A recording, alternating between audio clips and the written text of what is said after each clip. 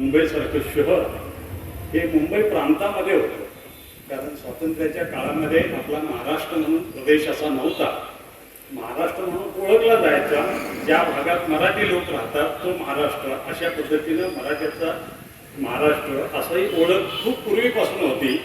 पण त्या काळामध्ये ब्रिटिश काळामध्ये जी प्रांतरचना करण्यात आली होती असे 11 प्रांत फक्त होते आणि त्याच्यामध्ये मुंबई प्रांत होता. महाराष्ट्र जो आजचा तुम्हाला दिसतो तो नागपूरपासून इकडे सिंधुदुर्गापर्यंत, गोव्याच्या बॉर्डरपर्यंत, किंवा इकडे जळगाव मध्य प्रदेशच्या सीमेपासून कोल्हापूर इकडे कर्नाटकाच्या सीमेपर्यंत तुम्हाला दिसतो. इकडे समुद्राच्या काठापासून इकडे नांदेडपर्यंत महाराष्ट्र दिसतो. या महाराष्ट्राचा नकाशा जो दिसतो, जो भूगोल दिसतो, तो भूगोल वारंवार बदलत गेलेला. आणि अलीकडच्या 1960 नंतर मग जेव्हा स्वातंत्र्य मिळाल्यानंतर जेव्हा वेगवेगळे प्रांत झाले त्या वेगवेगळ्या प्रांतामध्ये फारसा बदल झाला नाही.